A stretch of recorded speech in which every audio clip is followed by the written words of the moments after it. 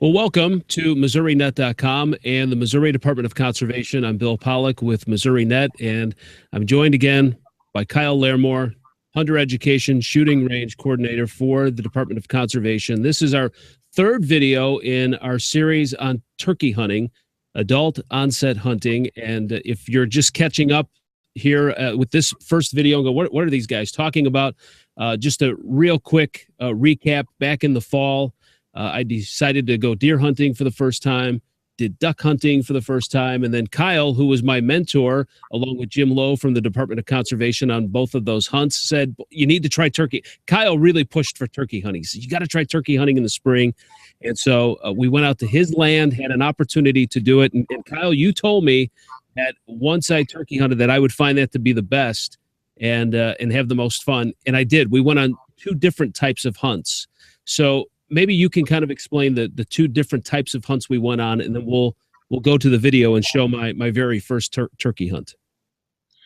Well, opening day, scouting the birds and trying to find out where the birds were at and where they were coming, because we wanted to have a successful hunt. Plus, we had the video crew with us, so we needed to not just hide one or two people, but we needed to hide four people. And with the camera, we wanted to limit the movement. But we found out the turkeys were hitting the fields early in the morning, so we decided to hunt out of the blind, out of the field. So we opening morning, we had blind set up, and it was pretty quick, and we jumped in that blind, and we were successful, which we'll talk about. And then the third week, when we went the second time, we wanted to get where's my favorite way of hunting is to find where the birds are roosting, get in close to them. They'll fly down and try calling them to you, and it's, to me, that's more interaction with the bird. They're strutting and gobbling, and you get in their strut zones, and so we tried both methods, and we were successful. One time we were close the second time, but you got to experience turkey hunting in both methods. Yeah, it was a lot of fun. Now the season is 3 weeks long, and you have better luck early on, don't you? I mean, don't things kind of change as the season wears on, those 3 weeks? It really depends. The gobblers are still henned up early on. They can be active. It just depends, and it's different across the state. But if they're with us, there was a lot of hens. The gobblers are still with hens, so it makes it more complicated because what we call it henned up, and when the hens are going to the gobblers, they have no reason to come to a call per se, and so it just varies from spot to spot, and they're coming to the field like they were when we hunted opening day. Whether they have hens or not, you can probably get them closer. And hunting in the woods, if they're henned up, it may not be successful. So it all varies, and that's why they call it hunting. You have to literally hunt the birds, and it's a challenge, and that's why we like turkey hunting, is because of that challenge of calling those birds in and hopefully harvesting one. Now, the third gentleman that you saw in that video along with me and Kyle is Kyle's dad, Jerry, and he was the one who was calling the turkeys in. He's the expert with the turkey call. Yeah, I mean, I've rarely hunted without Dad. It's a great relationship because he likes to call, I like to shoot. Plus, that's what makes turkey hunting fun too, is that you can hunt in partners, and it's more of a social type of thing, and you spend time with family and friends while you're hunting, and so it's pretty rare that I've hunted without him, and so I'm glad that he got to join us on your hunt as well. So he got to see you harvest a bird, and he likes to call, and he doesn't carry a gun hardly anymore. He just carries his vest with his calls in, and he just enjoys calling birds in for people. Yeah, I mean, he seemed like he was having a lot of fun. So I stopped the video because I want to show people you have to go after certain birds. And so what I wanted to do, Kyle, is pause this video and go back and what are we looking for when you're out in the field? What's a legal bird to hunt? Because in the springtime, you can only go after males. So what are some of the characteristics? Well, technically, the legal bird is a male bird or a visible beard. So a male bird is going to have a visible beard where you can see in the video it has a beard. It's a male bird, and this bird was strutting at some point, so we know that's the characteristic of a male. And of course, the features: the male is going to be bigger, the hen's going to have their feathers farther up the head. But if a hen has a beard, it's technically legal in the spring if it has a visible beard. It's rare, but it does happen. And still, hunters may or may not choose to shoot a bearded hen because that she is laying eggs and increasing the population. But you can see the beard on that turkey sticking out. Those are two jakes, which are juvenile birds, year olds, trying to eventually be gobblers. They were acting like trying to act like adult birds, but that is definitely, and the one we're kind of focused on is the one in the back.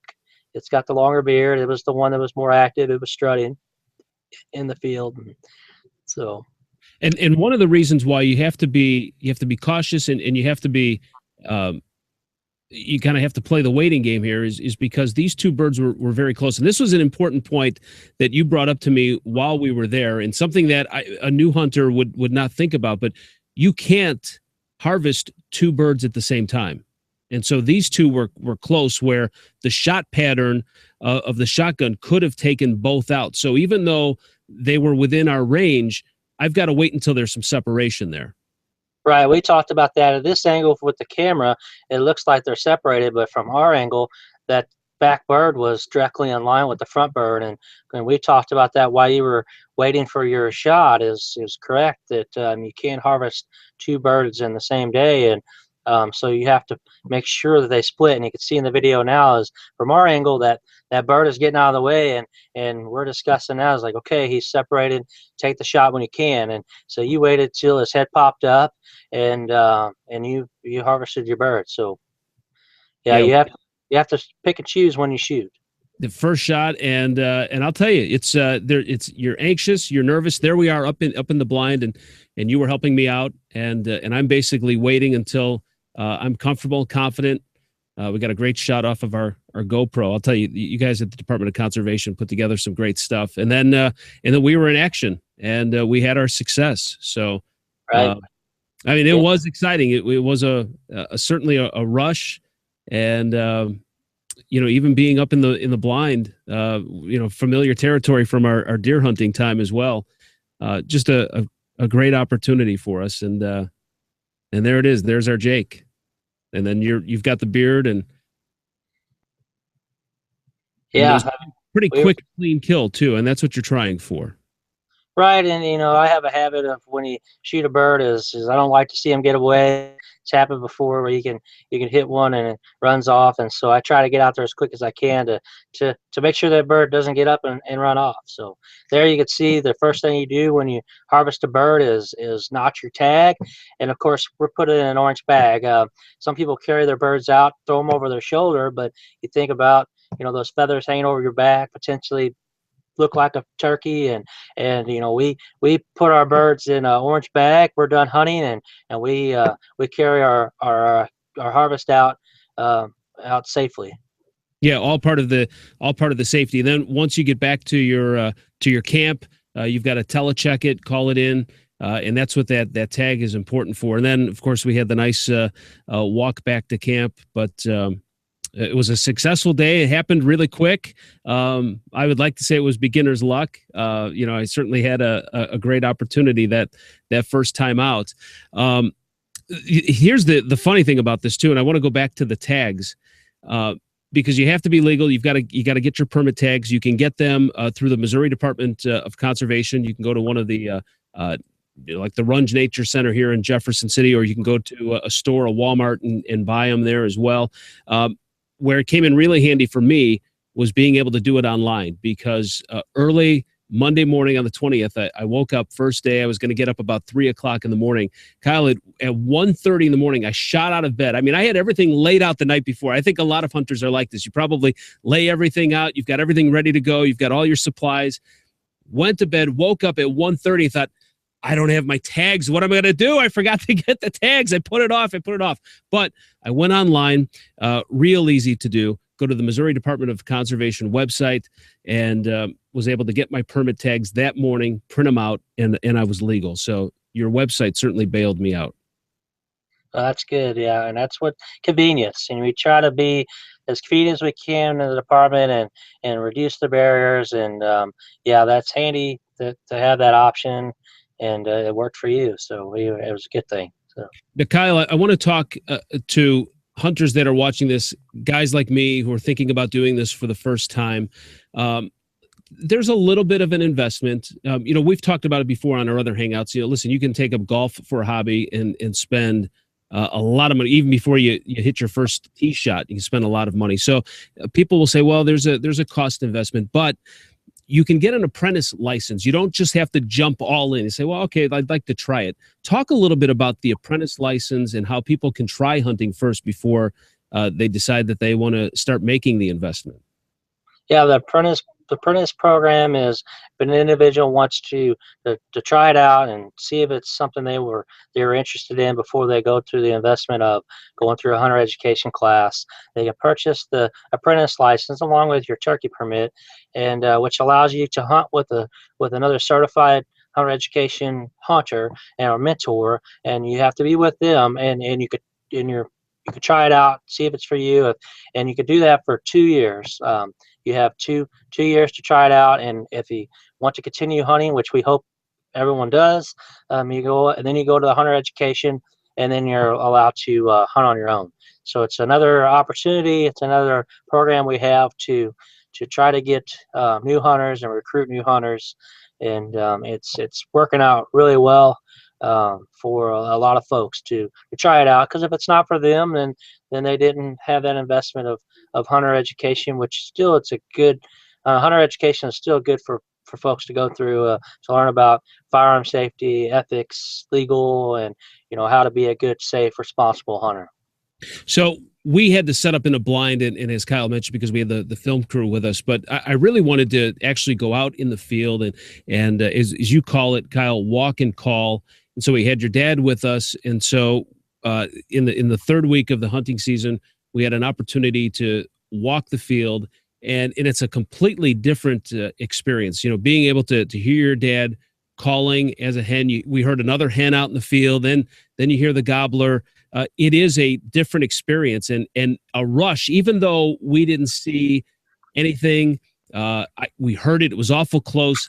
That was really exciting. And that was the part I think that you were trying to convey to me when we talked about going on a turkey hunt. And I certainly felt that. I mean, it was exciting and kind of rushed because he's right around the corner. You're waiting for him. And it's just a waiting game. You're hunkered down waiting for him. Yeah, I mean, we knew where the turkeys were roosting. They've been in the same spot the last several days or weeks. And we got in there before daylight. We made some hoot owl calls, and they gobbled, they responded, and we set up. We were close. We were really close, with the leaf foliage allowed us to get a little bit closer than earlier in the season when leaf was off. They could possibly see. We got set up where we thought they were going to come up and on a logging road, and he was responding to us, but the hens around us were going to him, and he just wouldn't come in that final distance, like happens many times as they get hung up. And at one point I thought, anytime he's going to walk around that bend on that logging road, and he was going to be right there. But that's that close. You can almost feel them gobbling, and that's that rush we were talking about. And I was getting hyped up and ready to go, and we just weren't successful that day, and that's part of it. But we still got to hear them gobble on roost, and they hit the ground, and they were still gobbling at us when they were coming in. So that's part of the turkey hunting experience. All right, and now coming up on our final series, we will go through the cooking segment, and we try our turkey. We try a couple of different ways, and that's going to be next in our series of Google Hangouts. But we kind of have this is almost like a blooper reel, Kyle, because you told me, now listen, when you take your first shot, you told me you got to be ready for the second one, because a lot of times they'll bounce up and they want to get away, and you've got to try to get off a second shot. So I was ready. So I want to go to this video here, because you kind of jumped on me here and threw me off. So let's go to this, because what you sprang into action on me, you caught me off guard. Now there they are. I've got my hit, and then you're jumping out. You're pushing me. Look, you're pushing me out of the way. I was ready. I had my second shot ready. I'm watching them. You go flying down there on me. So I thought, all right, well, listen, now I got to, put the safety on. I got to get this gun out, back in the blind. There you go, running. Like I said, I know I've heard birds get up, and especially for someone's first turkey, I try not to let them things get away, and it's a habit I've always had that as soon as the trigger's pulled, the gun's made safe, and off I go, and you run out there and get on the bird, and that's I forgot to warn you about that, and I do apologize. Inside that blind, it was tough to get out that door, but you can see we're successful. You got my arms raised, and Yeah, yeah, I'm that bumbling was in fun. on this thing. I That's fun. can't get out of the blind. I got a chair over the door. You pushed me out of the way. I'm trying to, I'm all excited. I got this turkey. I want to get down there, and you're taking care of it. I mean, you were doing it though. That's what you're supposed to do. So, yeah, this. Well, yeah, last thing I wanted was that turkey to get away, and we we didn't want to see that happen. You put a good shot on it, but I knew, I've seen them. They're tough birds, and I didn't want that thing to get away. It was your bird, and I was going to make sure that you put a tag on it. Well, now here's the thing, though, Kyle. I've heard about you being someone that springs into action. I mean, this is something you've done before. Why don't you tell us about the creek story? Yeah, my first bird, kind of funny was, I harvested my first bird, and we were hunting next to the creek, and I shot that bird, and it happened to flop down into the water. And of course, 9 years old, my dad, kind of chuckles and says, "You gotta get on that bird." And so I took off running, and of course, it was in the water. And I looked back, he goes, "You gotta get your bird." And I dove in the creek and grabbed my bird, and the bird was bigger than I was, and I came out of that creek holding my bird up, proud as can be. It was there. Well, yeah, you got him, and uh, there I was, and of course I dried off in that picture, but that was my first bird, and ever since I've been hooked to turkey hunting, and it's been a habit of mine to, in wet weather or not, I dive into the creek and get my bird. So yeah, I didn't realize you had those pictures. Yeah, I love the headline: "Young turkey meets young hunter." Not the way the turkey wanted to meet, but certainly. I mean, the smile. Look at the excitement in your face. That's what I felt like. I mean, I did. I mean, I really felt like a kid at that moment, and I mean, it was fun. So, and you see that picture of Kyle and his excitement, and it's the same way now for you. I mean, you started at a young age, and you still enjoy it. Your dad came down after I finally stumbled my way out of the blind, gave me a high five. I mean, he was just as excited and happy, and that's what we're trying to convey with these Google Hangouts and the series, is that you can have a lot of fun, and even if you didn't start like Kyle when he was young, you can start someone like me in their early 40s and still have as much fun. Right. It doesn't matter if you're 9 years old or 45 years old. That excitement's still there. That's why we do it. Not only just it's fun, and you're spending time with family and friends, but you put food on a table. You're a wildlife manager. You're managing the population and to a sustainable level, healthy level. There's a lot that goes into a while we hunt, and that's why people should not be afraid to want to share that opportunity, because there's a lot of people out there that want to get into it. They just don't know what to do or how to get started. And as a responsible, involved hunter, being involved is getting out there and sharing that experience with another individual, and hopefully they get addicted to hunting, and then they share that experience with their kids or their family or their friends as well, and it just continues that hunting heritage that hopefully we always have. All right. So our next series, we're going to cook our bird, and we'll also kind of wrap it up, tie some things up, answer some of your questions as a new hunter or somebody that's interested in doing this, some of the barriers you might have to break through, and I can share that with you too. So that'll be coming up on our next series. Kyle, thank you again to you and your dad for taking me out. I had a lot of fun, and I think turkey hunting was my favorite, and look forward to doing it again. And we'll catch up next week, and we'll talk about our cooking escapades as we go into the kitchen. Yeah, thanks, Bill. I enjoyed it. This has been a fun experience for me. Check out the Missouri Department of Conservation, their website for all information on hunting. And then, of course, you can check out MissouriNet.com and follow my journey as we hunt with the Missouri Department of Conservation. Thanks for watching.